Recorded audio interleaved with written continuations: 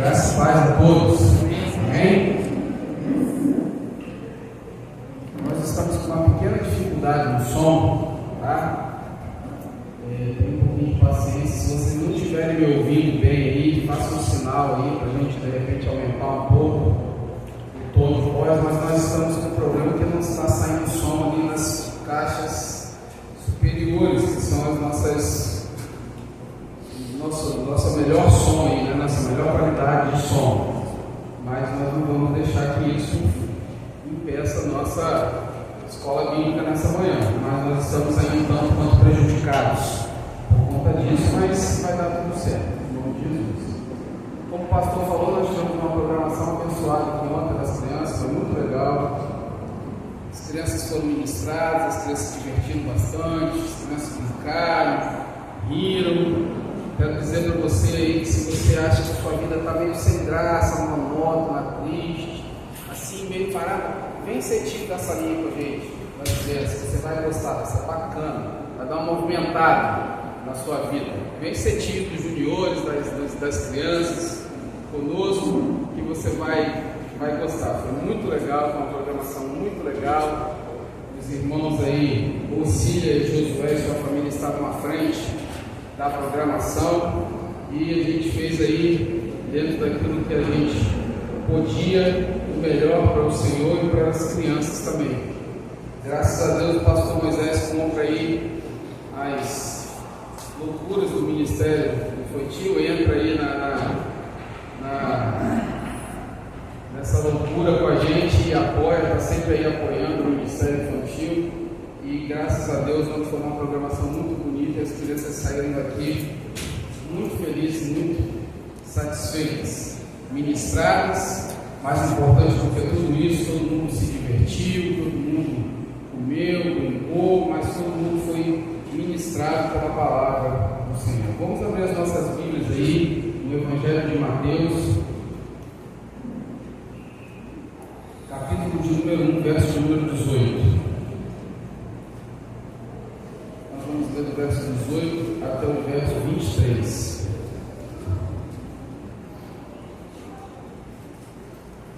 Mateus capítulo 1, do verso 18 até o verso 23. Os irmãos que estão mais aí no fundo estão me ouvindo bem? Estão conseguindo me ouvir?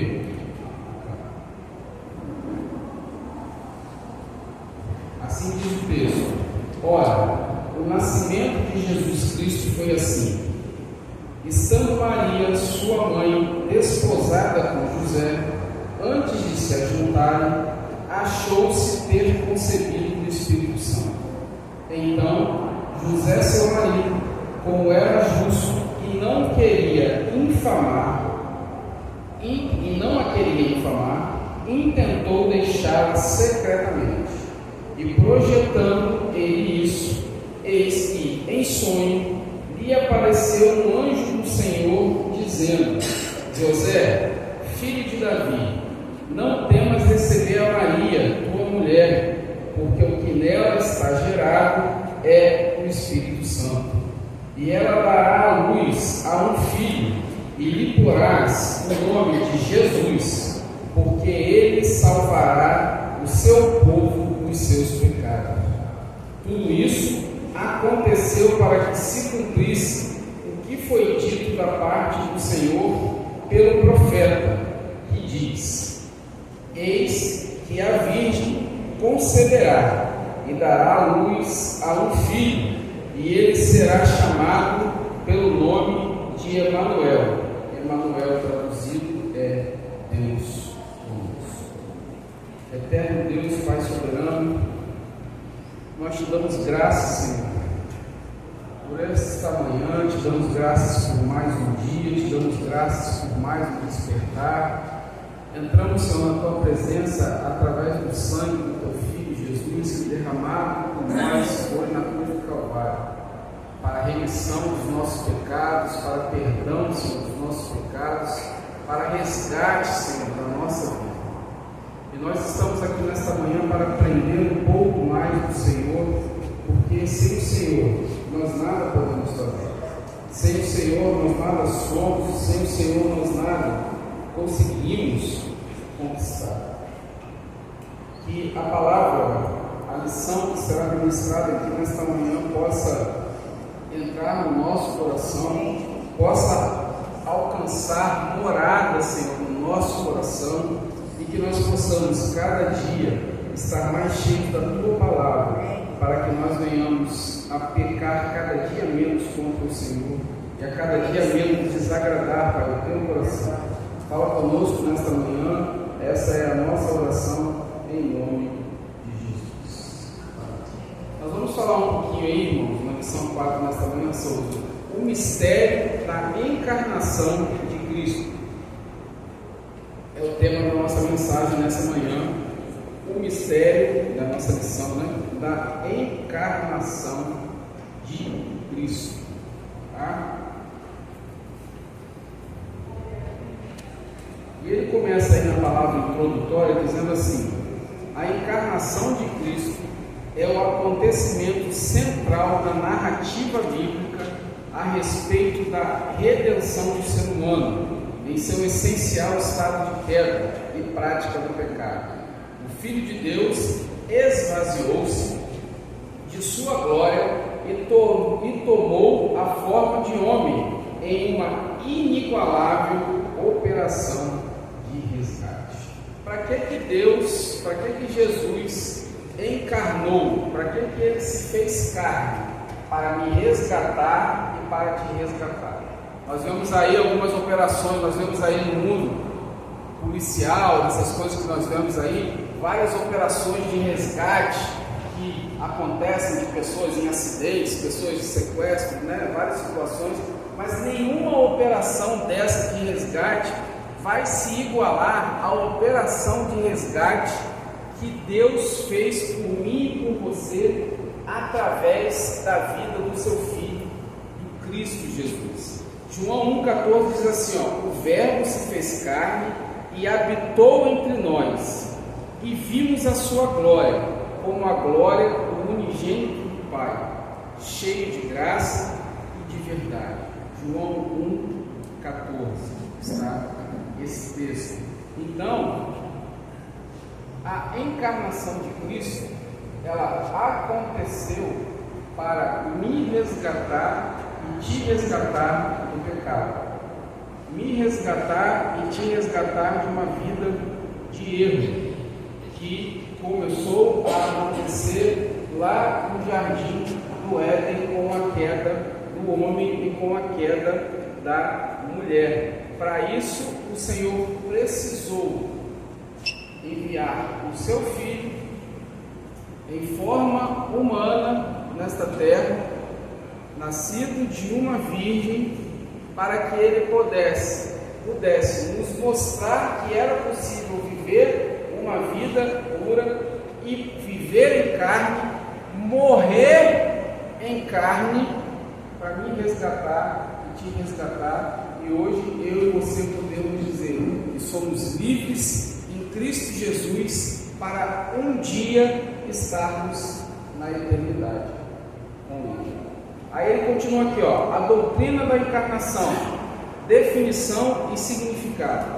A encarnação é o ato mediante o qual o Filho eterno de Deus, o Senhor Jesus Cristo, sem deixar de ser divino, aceitou tomar a forma humana para cumprir o propósito redentor do Pai. Ao fazer isso, ele assumiu todas as fraquezas e limitações da carne para assegurar a salvação de todos aqueles que nele creem. Então vamos lá. Você pega, olha só, o que Deus, através de Jesus, fez por mim e por você. Ele aceitou tomar uma forma humana para cumprir o propósito redentor do Pai.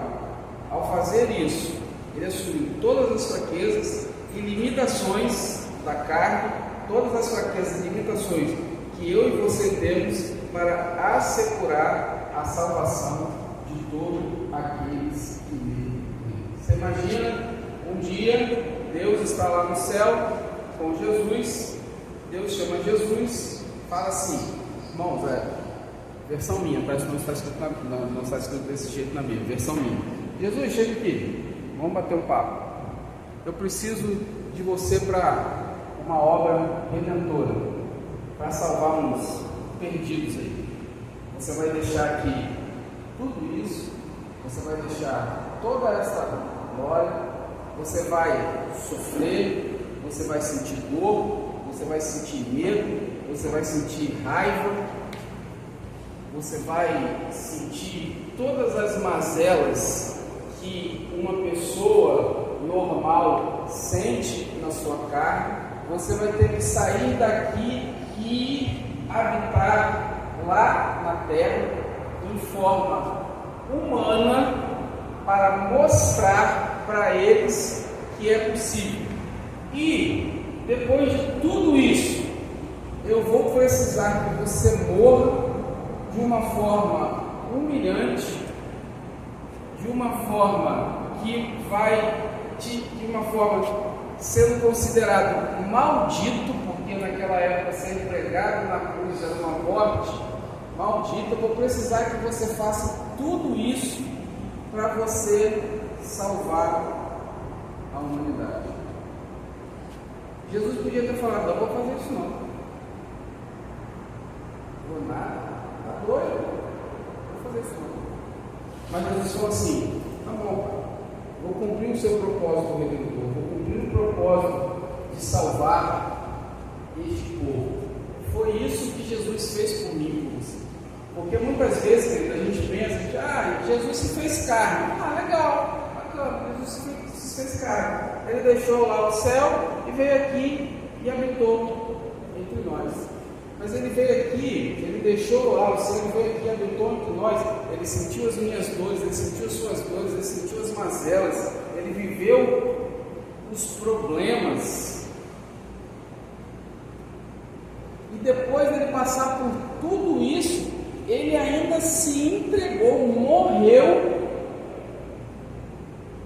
sentiu as dores da morte, a morte mais cruel que a gente pode imaginar que uma pessoa tenha sido imposta até hoje, a forma mais cruel, o jeito mais cruel, com as pessoas utilizando, não só da forma cruel, mas as pessoas tendo prazer em serem cruéis naquele momento, para ele morrer no nosso lugar, no meu lugar e no seu lugar. Porque senão ele tem que ter muita cruz, né? Então botar uma cruz só para ficar mais fácil, para no meu lugar e no seu lugar ele morrer. Foi isso que Cristo fez. Esta é a encarnação de Cristo. Não foi assim, a Deus um dia falou assim, vai lá, morre lá, bom, eu preciso, não é um teatro. Precisava ser feito para comprar você e para me comprar, para um dia, quando Ele voltar, eu e você podermos ir com Ele. Para um dia, antes dele voltar, quando acabar, quando chamarem a minha senha ou a sua senha, a gente poder estar com Ele. Porque queira você ou não, todos nós estamos todo dia participando de um sorteio. A nossa senha pode ser chamada a qualquer momento. Algumas senhas, como é sorteio, algumas senhas vão antes, outras senhas vão depois. Mas a encarnação dele foi para que, no momento em que nosso olho fechar aqui, seja através da morte, ou no momento que o maior acontecimento da terra acontecer, quando Jesus buscar para voltar à igreja, você possa e eu possa estar com Ele na eternidade. A encarnação de Cristo não foi apenas um teatro, uma peça teatral para mostrar para o mundo o que Deus e o que Cristo podia fazer. Não, a encarnação de Cristo foi um acontecimento para te salvar, para me salvar, para mostrar para mim e para você que Ele se importava conosco, que Ele se importa conosco. Ele podia simplesmente deixar, falar assim: deixa esse povo aí morrer, mata todo mundo, vamos fazer tudo de novo, ou faz outra humanidade aí, acaba com isso aí. Não, ele quis me salvar e ele quis te salvar. Ele continua aqui, o texto continua aqui 1.2. Nós falamos sobre definição e significado da doutrina da encarnação, e ele fala aqui sobre o verbo equinócio. O verbo equinócio, que tem sentido de esvaziar-se, ele é encontrado na carta paulina. Esse verbo é utilizado lá para falar sobre a encarnação, né? No grego, no hebraico, para falar sobre a encarnação de Cristo. Aí o apóstolo Paulo diz lá em Filipenses 2, 7, 8 assim, ó: antes a si mesmo se esvaziou, assumindo a forma de servo, tornando-se em cada dia semelhança de homens e reconhecido em figura humana, e a si mesmo se humilhou, tornando-se obediente até a morte e morte de cruz. Isso significa que Jesus despiu-se voluntariamente da glória que desfrutava junto ao Pai. Presta atenção, queridos. Jesus desistiu, abriu mão voluntariamente da glória que ele estava junto ao Pai. Ele abriu mão disso desde a eternidade. Ele estava com essa glória, desfrutava dessa glória junto ao Pai desde a eternidade, para tornar-se um ser humano como os demais e por sua obra expiatória na cruz redimir a humanidade caída. Talvez nós às vezes não tenhamos essa dimensão, porque a gente não consegue entender qual é o tamanho da glória. Eu estava falando, esses dias nós estávamos no carro, eu, o pastor Juliano, os meninos, aí a gente estava conversando, eu não sei por que começou a conversa, e aí a gente, porque nós começamos a falar lá daquele furacão lá nos Estados Unidos, que teve esses últimos dias aí. E a gente começou a falar de manifestações da natureza, furacão, vulcão, e eu falei que uma manifestação da natureza que me chama muita atenção, que eu acho muito bonito, são os raios. Eu acho muito bonito, né? Aquele raio cortando o céu, aquela luminosidade. Aí o João comentou um dia que nós estávamos fora de casa, ele estava em casa com o Felipe, caiu um raio muito perto lá, fez um barulho muito grande e um clarão, por causa da luz do raio muito forte, né? E aí eu fiquei pensando, a gente conversando, eu fiquei pensando, imagina só, um raio que a gente vê a uma distância que a gente não sabe o que está de nós, a gente julga que está perto, e faz aquele barulho, faz aquela glória, daquela luz, aquele clarão. Aí eu me trouxe para dentro da Bíblia e pensei assim: a palavra de Deus diz que no dia que nós estivermos com Deus na nova cidade celestial, na nova Canaã, lá não vai precisar de iluminação, porque a glória do Senhor iluminará toda a cidade. A glória de Deus iluminará, manterá aquilo tudo. Nós não temos noção do tamanho da glória. E a gente já estudou aqui algumas vezes, a gente sabe que a cidade não é pequena, é tantos quilômetros para lá, e tantos não sei para cá, e tantos quilômetros para lá, e tantos quilômetros para lá, não é um negócio pequenininho. E a palavra diz que a glória dele iluminará toda a cidade. E Jesus estava lá, desfrutando desta glória com o Pai, e se esvaziou. Presta atenção, Jesus deixou toda a sua glória, mas ele nunca deixou sua majestade, ele não deixou de ser rei, mas ele deixou lá toda a sua glória, tudo aquilo que ele vivia, tudo aquilo que ele desfrutava, para vir nesta terra caída, onde o homem havia pecado, onde ele sabia que ia ser humilhado, cuspido, maltratado, para morrer por mim e por você, para se esvaziar por mim e por você, para me redimir e para te redimir.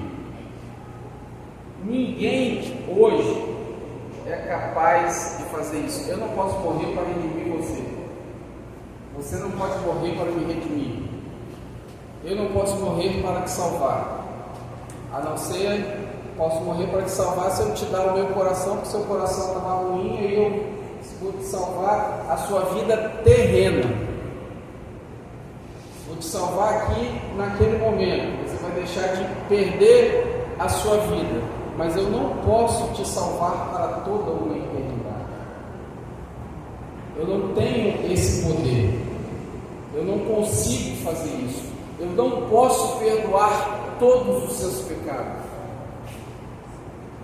Não posso. Não tenho como. Eu posso te perdoar uma ofensa que você faz contra mim. Você me ofendeu, fiquei chateado, você vem, me pede perdão, fala, tá bom, irmão, tá bom, perdoar, esquece, não vai. Vida que segue. Mas eu não posso perdoar tudo que você errou.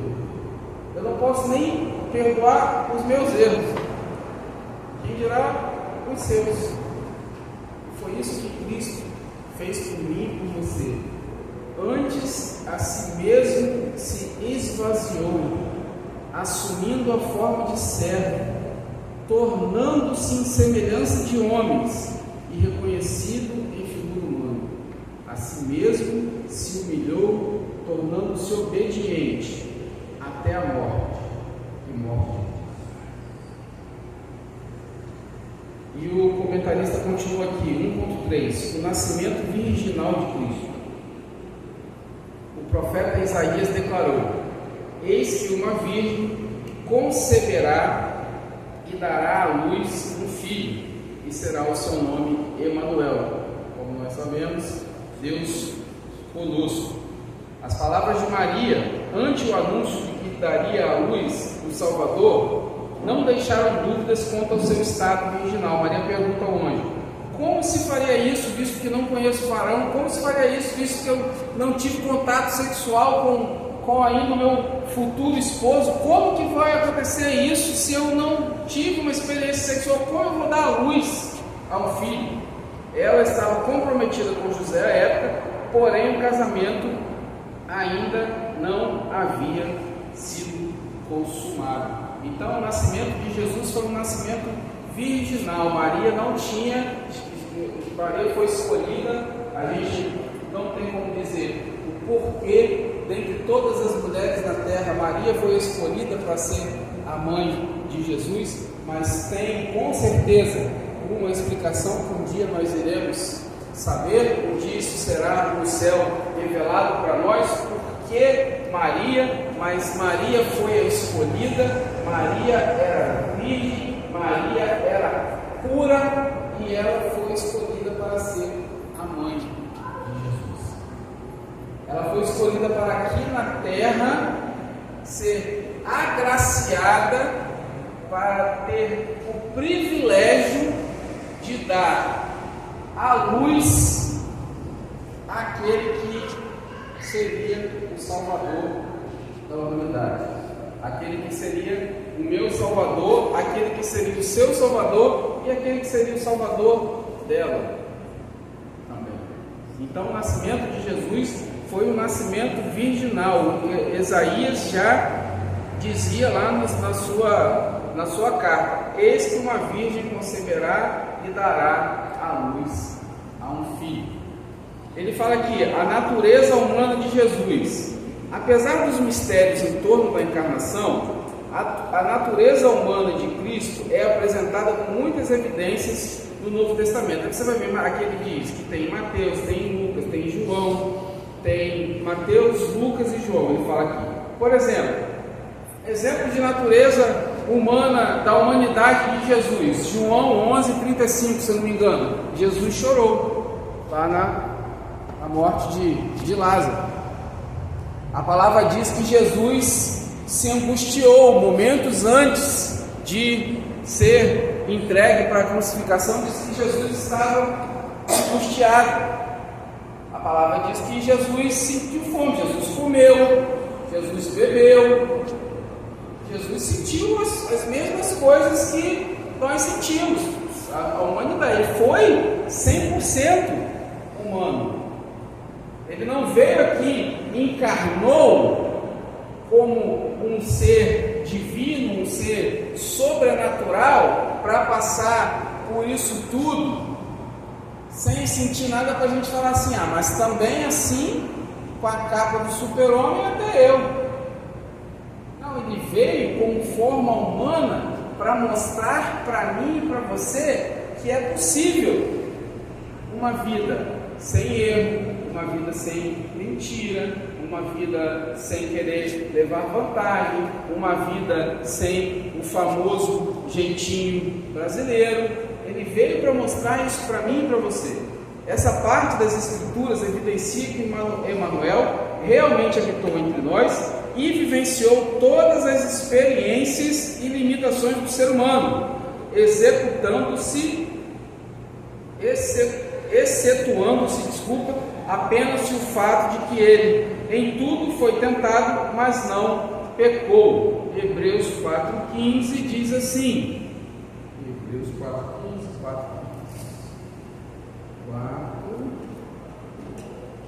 porque não temos sumo sacerdote que não possa compadecer-se das nossas fraquezas. Antes ele foi tentado em todas as coisas, à nossa semelhança, mas sem pecado. A única diferença é essa. Em tudo que eu e você somos tentados e fomos tentados, Jesus também foi. A única diferença é que ele nunca cedeu à tentação, ele nunca pecou, ele nunca errou. A diferença é essa. A diferença da humanidade de Jesus para a minha humanidade é que eu caí, ele nunca caiu, ele nunca errou, nunca. Você não vai achar nenhuma evidência de que Jesus errou. Jesus nunca errou, ele nunca cometeu nem um ato falho, quanto mais um erro. Então, em sua humanidade, Jesus em tudo ele foi tentado, assim como nós fomos e assim como nós somos, mas, como diz o texto, mas sem pecado, sem erro, sem nenhuma dúvida sobre isso. Jesus nunca pecou, nunca errou. Ponto 2. Cristo viveu entre nós. Como nós já lemos lá no início, o apóstolo João, em João 1,14 diz que o Verbo habitou entre nós, vimos a sua glória como a glória do unigênito do Pai, cheio de graça e de verdade. Ele diz aqui, 2.1, o Verbo se fez carne, o Filho de Deus assumiu a forma humana, autolimitando-se em sua glória e atributos divinos. Ele também habitou entre os homens em clara demonstração de grande amor do Pai, se deu no seu Filho unigênito para revelar-se e salvar o pecador. Romanos 8,3 diz: porquanto o que fora impossível à lei, no que estava enferma pela carne, isso fez Deus enviando o seu próprio Filho, em semelhança da carne pecaminosa, e no tocante ao pecado, e com efeito, condenou Deus na carne o pecado.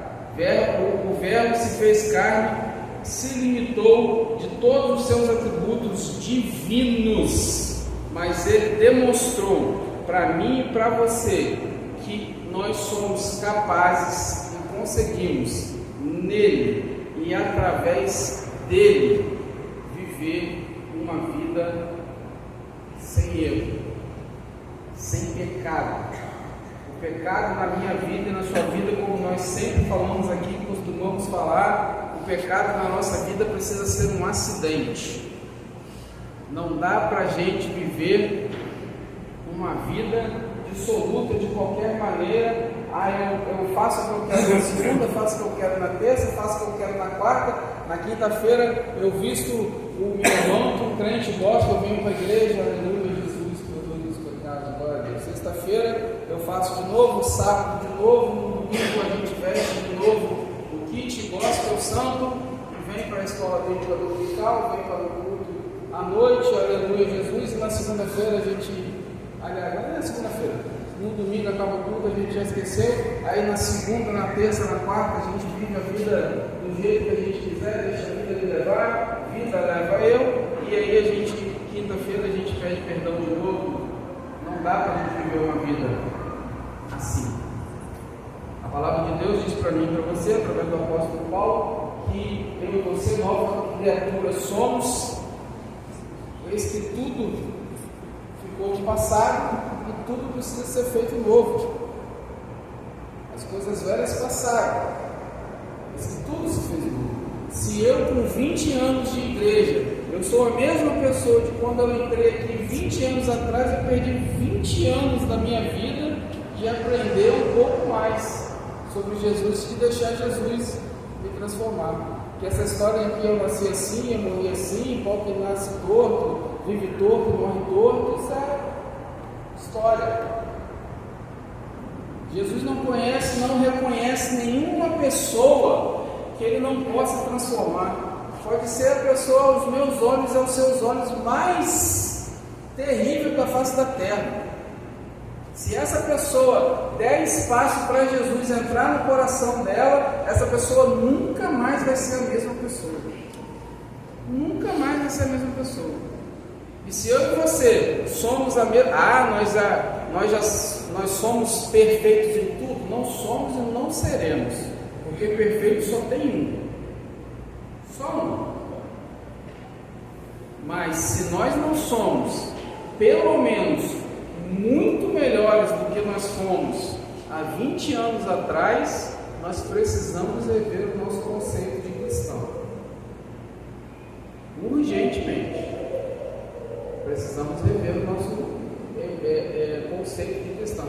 E não estou aqui falando para vocês como o santo. Eu sou a pessoa mais, talvez, imperfeita que nós, de todos nós que estamos aqui. Estaria minha esposa que não me deixa mentir, mas ela não quer falar agora que ela está aqui. Então, não tem essa, mas a gente precisa estar melhorando. A gente precisa estar melhorando. Porque se a gente não está melhorando ao longo desses anos todos, nós estamos jogando o sacrifício de Jesus fora. Nós estamos jogando a encarnação de Jesus fora. Nós estamos jogando a morte de Jesus fora. Tem dia que você está bravo, tem dia que você está triste, tem dia que você está chateado, tem dia que você está chateada. Tudo isso acontece. É humanamente aceitável, é da nossa humanidade, mas a gente precisa aprender a lidar com essas situações. Eu não posso lidar com a situação X que acontece hoje da mesma forma que eu lidava 20 anos, que eu me dava com essa situação há anos atrás, antes de conhecer a Cristo. Eu preciso pensar diferente.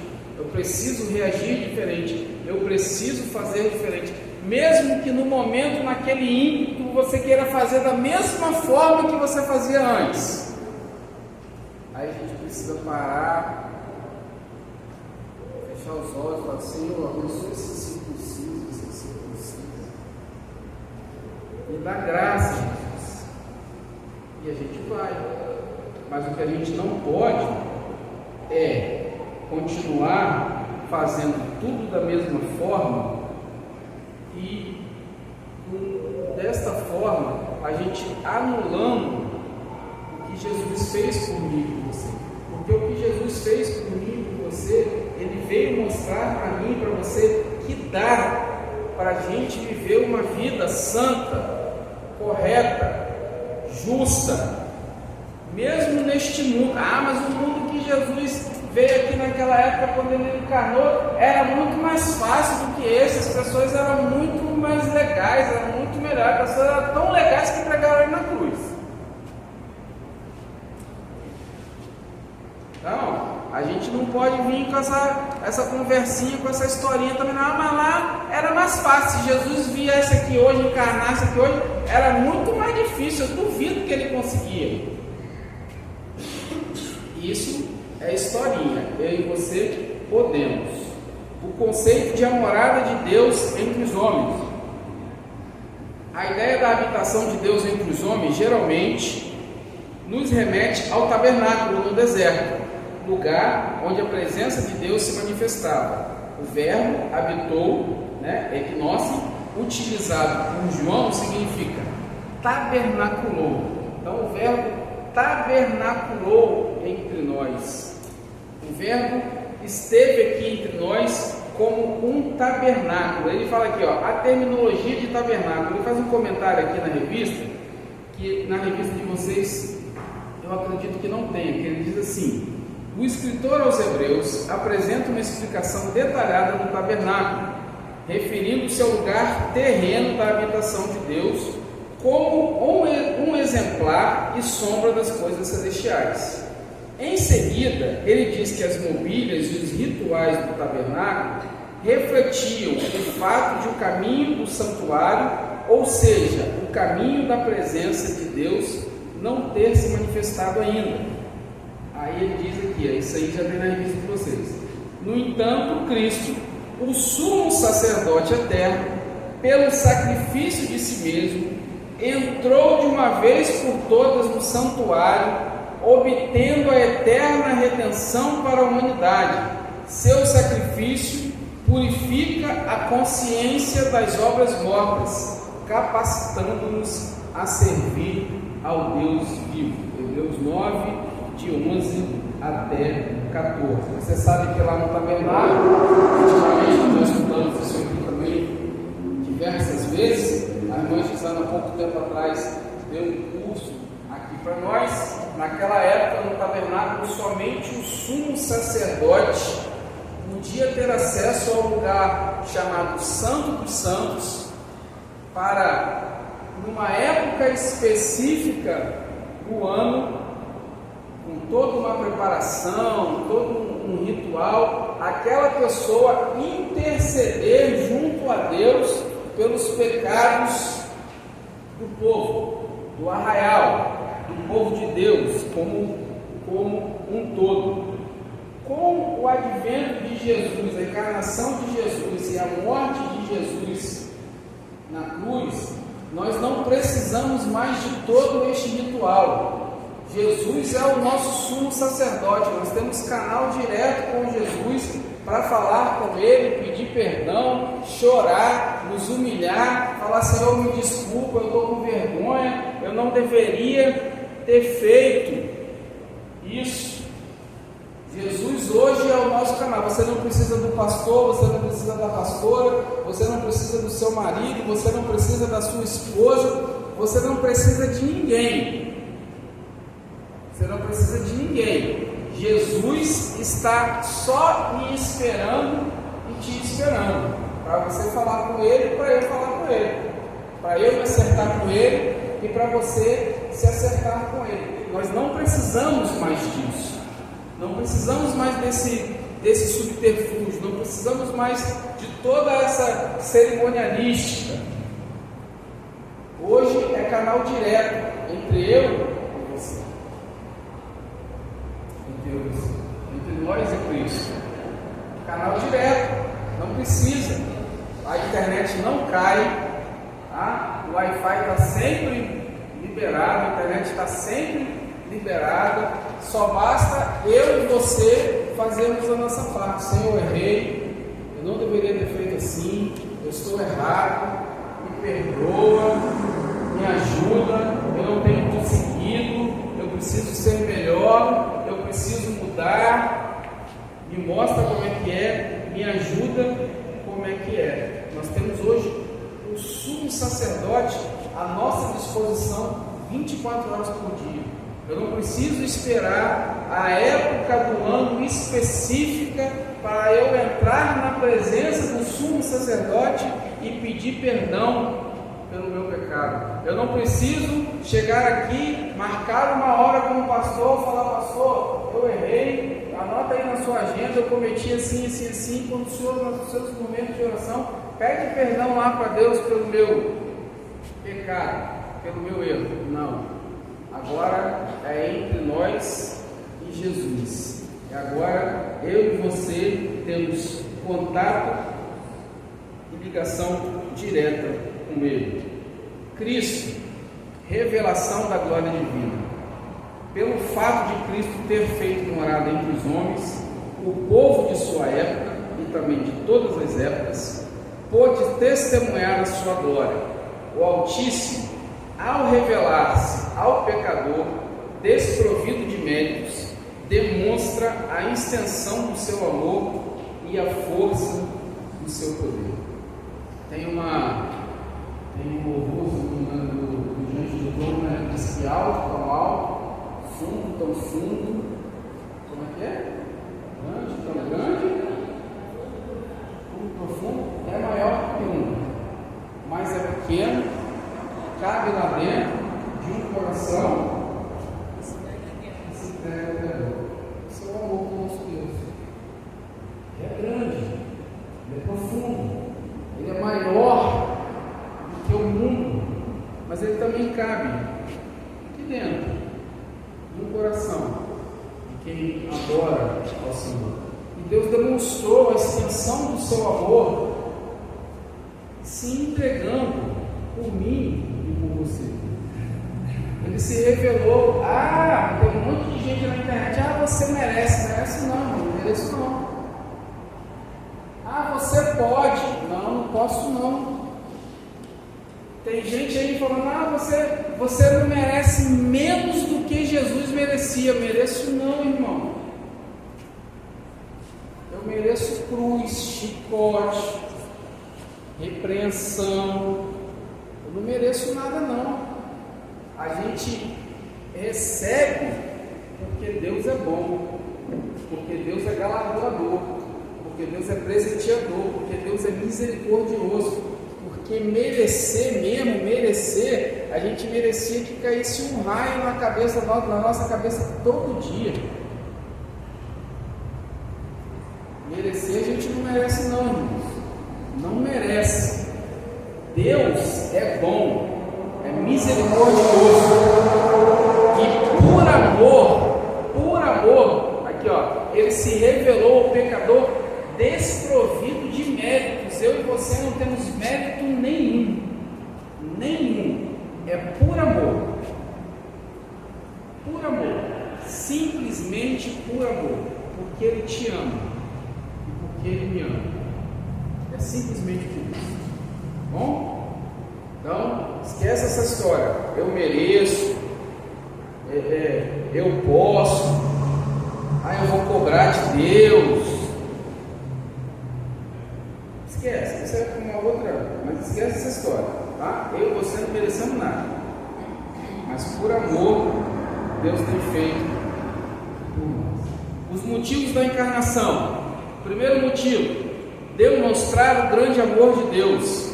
Aqueles que estão mortos no pecado e, portanto, separados de Deus, podem obter a vida eterna por meio do ministério de Cristo, iniciado em sua encarnação. O incomparável amor de Deus estende-se da encarnação ao sacrifício de Cristo, indicando o único modo pelo qual o homem pode ser salvo. Não existe salvação para a humanidade sem ser através de Cristo Jesus. Não existe nenhum modo, nenhum outro modo, nenhuma outra forma, nenhuma outra pessoa que pode salvar a humanidade dos seus pecados, dos seus delitos, dos seus erros e da sua podridão.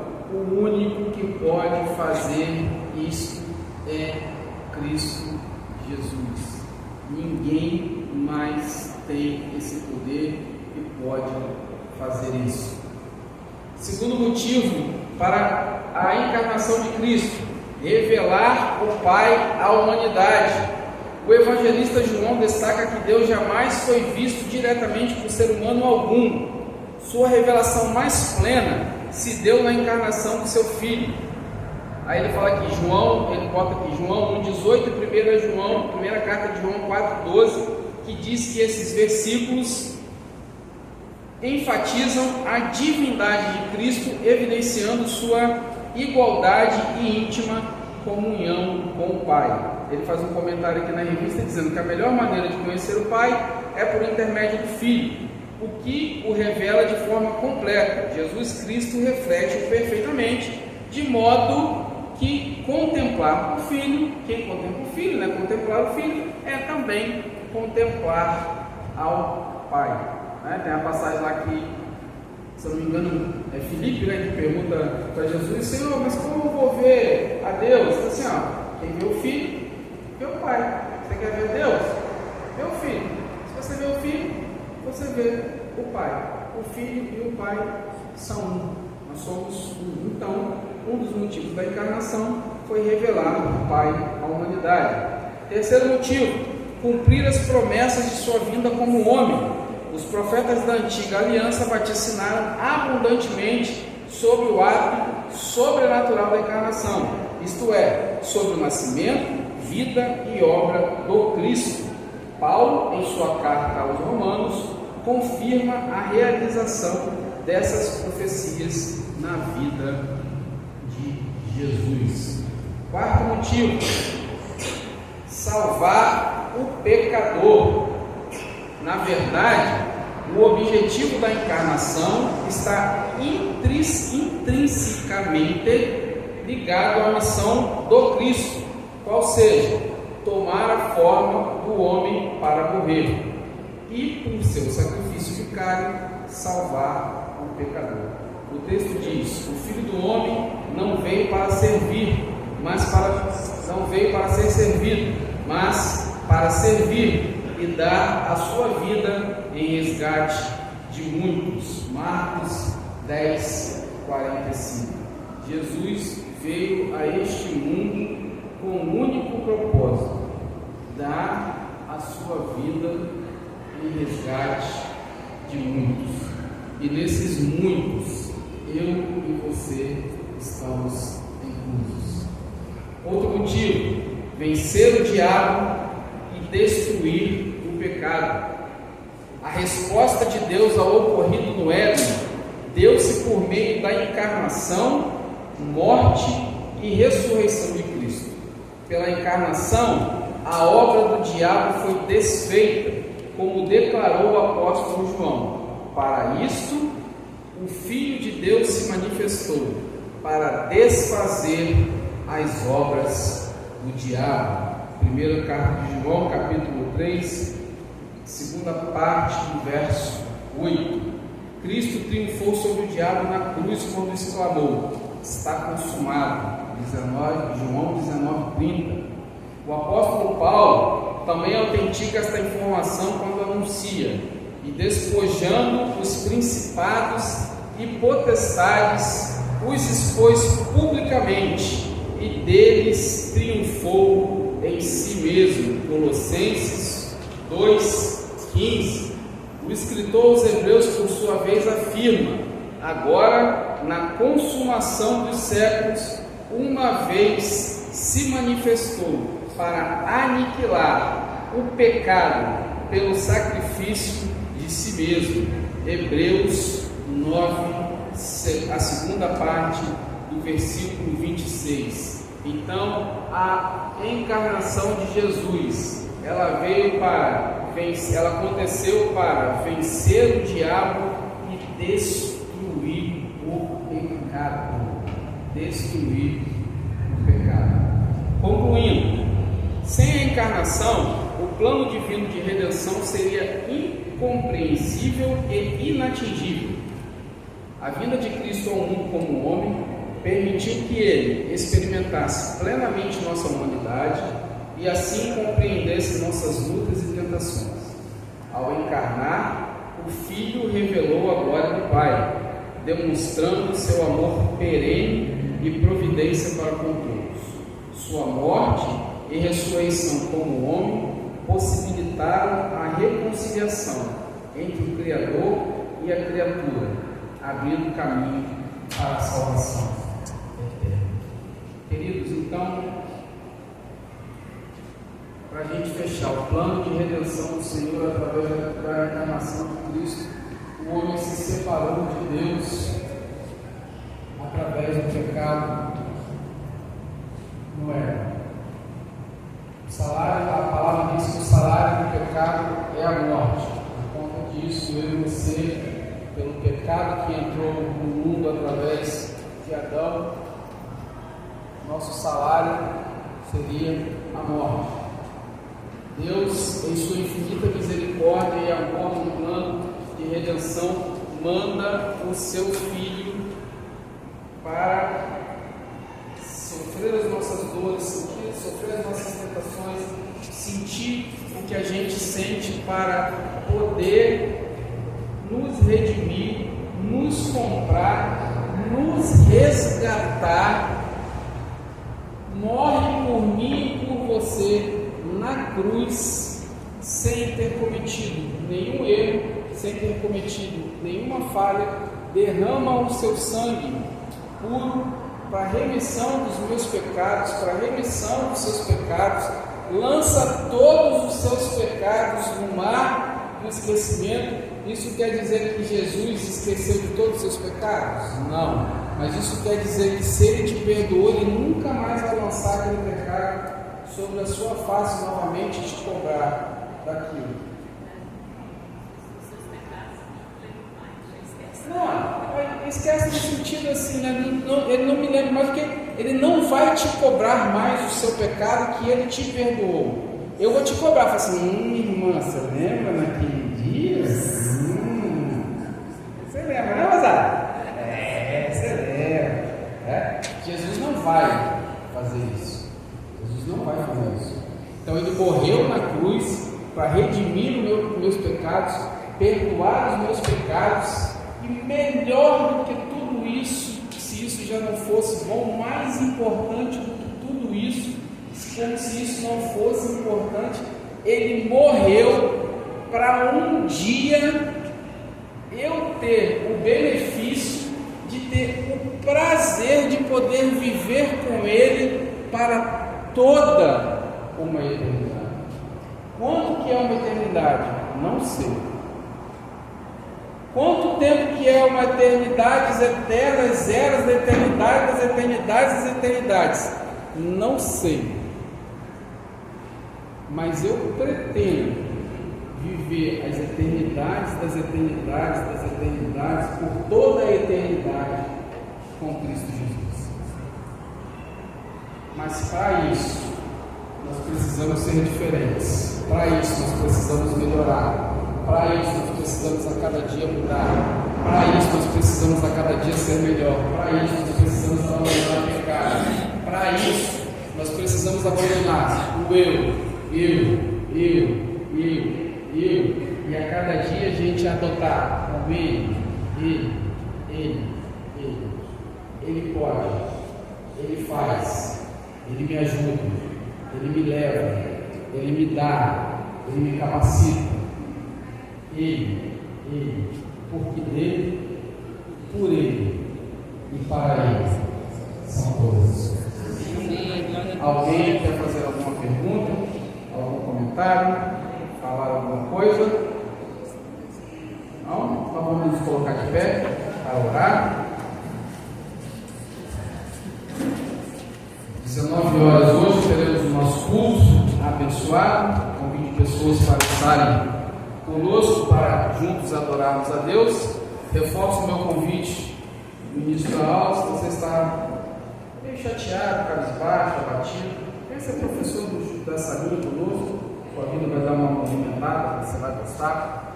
As crianças são uma bênção. Estou falando sério também, não estou ironizando não. As crianças, eu tenho aprendido demais com as crianças. Às vezes a gente chega aqui cansado numa quinta-feira para dar aula, no domingo é relativamente mais fácil, a gente descansou um pouco no sábado, mas na quinta-feira a gente chega aqui às vezes um pouco assim, cansado, meu Deus, tem que dar aula para as crianças, mas a gente entra ali para dar aula para as crianças, muitas das vezes a gente aprende mais do que a gente ensina com as crianças. Talvez vocês não, né? A maioria não sabe, mas a gente escuta coisas naquelas salas com essas crianças. Estou falando de crianças de 10 anos, irmãos, 12 anos, 14 anos. A gente escuta coisas que essas crianças passam na sala, que vem aqui na nossa garganta, aqui assim, ó, e volta. E a gente fala assim, meu Deus, uma criança de 12 anos, como é que a criança está passando por toda essa carga? Coisas que a gente às vezes pensa assim, nossa, eu nunca passei por isso na minha vida. Nós temos histórias aqui de crianças, de famílias, histórias muito tristes, histórias de pessoas da família muito próximas que estão presas, que as crianças carregam um peso. E a gente tem feito um trabalho ali de mostrar para essas crianças, Deus pode mudar, Deus pode restaurar, não faça assim, não carregue esse peso, carregue Jesus no seu coração. Jesus vai mudar essa história, Jesus vai mudar isso na sua vida, vai mudar isso na vida do seu irmão, do seu pai, do seu filho, do seu tio, que seja, tá? Nós precisamos orar muito por essas crianças, vou dar só um exemplo para você rapidamente. O irmão Josué estava dando uma aula aqui para as crianças, uns 3 finais de semana atrás, 2 crianças aqui, 12 anos, irmãos, criança, falando em tirar a vida. Qual o motivo que uma criança tem para tirar a vida? Criança, que não tem pressão aí de marido, esposa, casamento, boleto, não sei o que lá, criança. Às vezes a gente fala assim, só criança. Não, a gente tem crianças que estão passando por momentos e por situações muito difíceis e elas carecem demais da nossa oração. Esse trabalho que nós temos feito aqui, que o pastor tem incentivado aí, o Alex tem feito, a Cássia tem feito, não é um trabalho meramente, vamos pegar um ônibus porque é legal, as crianças gostam de vir para a igreja, não, mas além disso é um trabalho, nós temos trabalhado ali com as crianças para incutir na cabeça delas Cristo e para mostrar para elas que Cristo é a solução para todos os problemas que elas possam estar passando hoje e possam vir passar no futuro. Então, se você mas eu não sei ensinar, eu não gosto, eu não tenho muita paciência, jeito para lidar com criança, nos ajude orando pelas crianças. Ore pelas crianças. Interceda pelas crianças. Desde lá do Ministério Infantil até os juniores aqui, os nossos jovens. Interceda por essas crianças. Nós temos ouvido cada história aqui, irmãos, que, como eu falei para você, vem aqui na nossa e volta, e a gente respira fundo, e a gente precisa ter discernimento de Deus para dar uma resposta melhor, para não tornar aquela situação ainda mais pesada para essas crianças. Então, se você pode, nos ajude orando pelas crianças. Bom, eterno Deus, Pai querido, muito obrigado, Senhor, por essa manhã. Mais uma vez nós te agradecemos. Nós queremos agradecer ao Senhor também pelo sacrifício do Senhor, pela encarnação do Senhor ter feito, ter mandado o seu Filho aqui a esta terra para viver aqui, sentir as nossas dores, sentir as nossas mazelas, mostrar, Senhor, para nós que é possível nós vivermos uma vida melhor aqui nessa terra, uma vida longe do pecado, uma vida longe do erro, uma vida cada dia mais perto do Senhor. Obrigado pelo sacrifício do seu Filho na cruz do Calvário, que Ele nos redimiu, Senhor, dos nossos pecados, que nos comprou, nos resgatou e que nos tem feito novas criaturas. Que nós possamos a cada dia, Senhor, estar nos renovando, estar fazendo nova todas as coisas em nossas vidas, para que nós possamos a cada dia ser mais parecidos com o Senhor e que nós possamos estar a cada dia caminhando mais largamente para uma eternidade com o Senhor. Muito obrigado, Senhor. Esteja conosco, durante esta tarde, que o Senhor possa estar nos abençoando, nos guardando, nos protegendo, nos livrando de todo mal, e que logo mais à noite possamos todos nós estar aqui alegres, Senhor, e regozijados para cultuar mais uma vez o Teu santo nome, e que esta noite seja um culto onde haverá renovação, onde haverá restauração, onde haverá salvação, e mais importante de tudo, que o nome do Senhor possa ser entronizado e exaltado nas nossas vidas. Nós assim Te adoramos e oramos em nome de Jesus. Amém. Deus abençoe os irmãos, um pouco na paz.